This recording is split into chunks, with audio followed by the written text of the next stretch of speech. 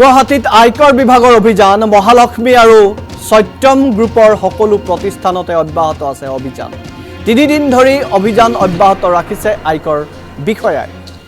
ব্যৱসায়ী ৰতন শৰ্মা নবীন জিংগলৰ ঘৰ আৰু ব্যৱসায়িক প্ৰতিষ্ঠানত অভিযান অব্যাহত আছে। শ কোটি টকাৰ সম্পত্তি সোণৰ অলংকাৰ জব্দ কৰা হৈছে। ৰতন শৰ্মাৰ ঘৰত এই পৰ্যন্ত 30 কোটি টকাৰ সোণ ওলাইছে। অৰুণাচলৰ খাৰচাঙত অবৈধ ফাৰ্মেৰে কয়লা খনন চলোৱাৰ তথ্য পোহৰলৈ আহিছে। কোল পালছ প্ৰাইভেট কোম্পানীৰ নামৰ অবৈধ ফাৰ্মেৰে ব্যৱসায় চলাই আছিল এই চতুৰ ব্যৱসায়ী দুজনে। সোণাপুৰৰ মেফেয়াৰ ৰিজৰ্টতো অভিযান আয়কৰ বিভাগৰ। কোটি কোটি টকাৰ সম্পত্তিৰ তথ্য পোহৰলৈ আহিছে। খাৰচাং টিপি ভালুকপুং আদি স্থানতো সিংঘল নবীনৰ প্ৰতিষ্ঠানত অভিযান অব্যাহত আছে। আমি দুইজনকে দেখুৱাম। অতি প্ৰভাৱশালী এই দুজন ব্যৱসায়ী। এই দুইজন ব্যৱসায়ী বিৰুদ্ধে বহু অভিযোগ আহিছে আৰু এই অভিযোগৰ ভিত্তিত আয়কৰ বিভাগে অভিযান চলাই আচৰিত হৈছে, স্তম্ভিত হৈছে। 3 দিন ধৰি অভিযান চলি আছে।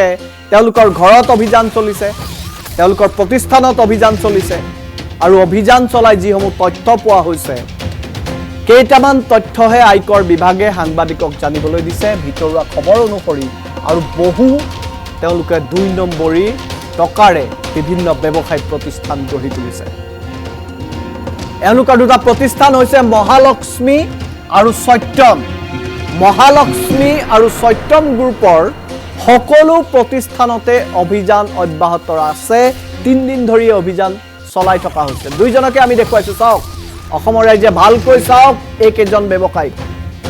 এওঁলোকে আনক ঠগি আয়কৰ ফাঁকি দি বিভিন্ন প্ৰান্তত সম্পত্তি কৰিছে।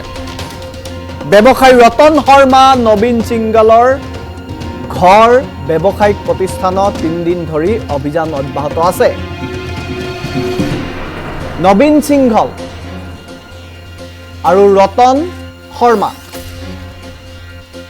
এই দুজন ব্যক্তিক আমি এই মুহূৰ্তত টেলিভিছন স্ক্ৰীণত দেখুৱাইছো। চাওক, এটা সময়ত মুখ্যমন্ত্ৰীৰ জৰিয়তে বিভিন্ন তেওঁলোকৰ ব্যৱসায়িক প্ৰতিষ্ঠানৰ ফিটা কটা হৈছিল, মুখ্যমন্ত্ৰীক তালৈ মাতা হৈছিল আৰু এতিয়া লাহে লাহে ওলাইছে এওঁলোকে গুৱাহাটীত, এওঁলোকে অসমত ক'ত কিমান কেনেকৈ আয়কৰ ফাঁকিৰে সম্পত্তি কৰিছিল। শ কোটি টকাৰ সম্পত্তি ওলাইছে, 30 কোটি টকাৰ সোণ ওলাইছে আৰু বিভিন্ন আপত্তিজনক নথিপত্ৰ উদ্ধাৰ কৰিছে এওঁলোকৰ ঘৰত। আমি দুইজনকে এই মুহূৰ্তত টেলিভিছন স্ক্ৰীণত দেখুৱাইছো।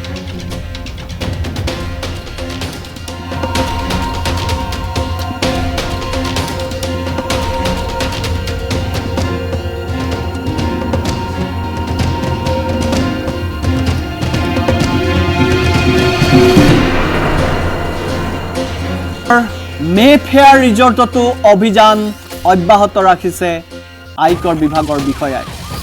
কোটি কোটি টকাৰ সম্পত্তিৰ তথ্য পোহৰলৈ আহিছে। আকৌ কৈছো, খাৰচাং টিপি ভালুকপুং আদি স্থানতো সিংঘল নবীনৰ প্ৰতিষ্ঠানত অভিযান অব্যাহত আছে।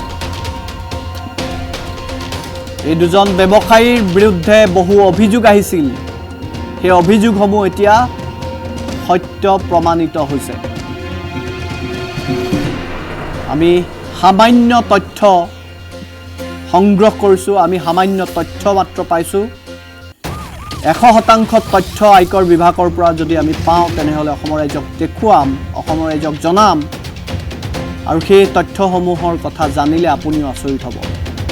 এনেকৈ মানুহ সম্পত্তিৰ অধিকাৰী হয়নে, সেই কথা আপুনি ভাবিবলৈ বাধ্য হ'ব।